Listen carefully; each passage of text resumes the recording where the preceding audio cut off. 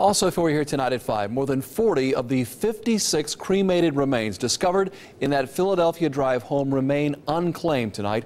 Our crews were there when officials pulled the ashes from the foreclosed home about a week ago. The Dayton home was owned in part by Cherie McClin, who lost her license to operate the McClin Funeral Home last year. Today, our Alexa Ashwell spoke with a family who just learned their father's buried remains are not really his. She joins us live with a very emotional story. Alexa? Delana Grundy is one of 14 families who have now claimed the cremated remains of their loved one. 10 years ago, she buried her father's ashes at the Dayton VA National Cemetery, only to find out it's not really him. She says it's like reliving the death of her father all over again. So when tomorrow starts without me, don't think we're far apart. For every time you think of me, I'm right here in your heart. Delana Grundy reads the poem she recited the day she and her family laid her father, Leroy Metcalf, to rest here at Dayton VA National Cemetery back in April 2002. And they did the full military honors and the flag folding and everything.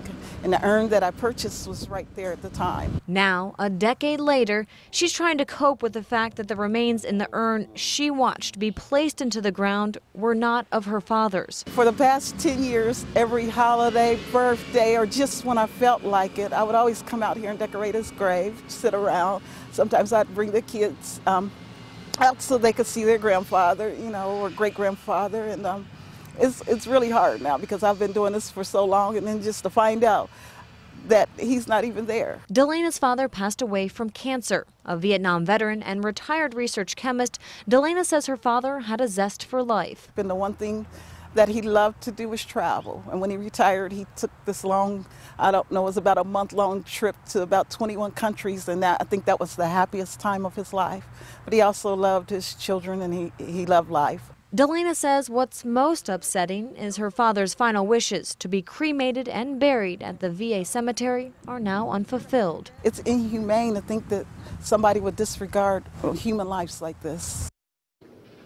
Now, Delana says she and her family plan to give her father the proper burial he deserves when the investigation allows. She tells me officials need to now unearth her father's gravesite to find out who, if anyone's remains are in the urn. We will continue to follow this investigation as it continues to develop. Reporting live, Alexa Ashwell, 2 News.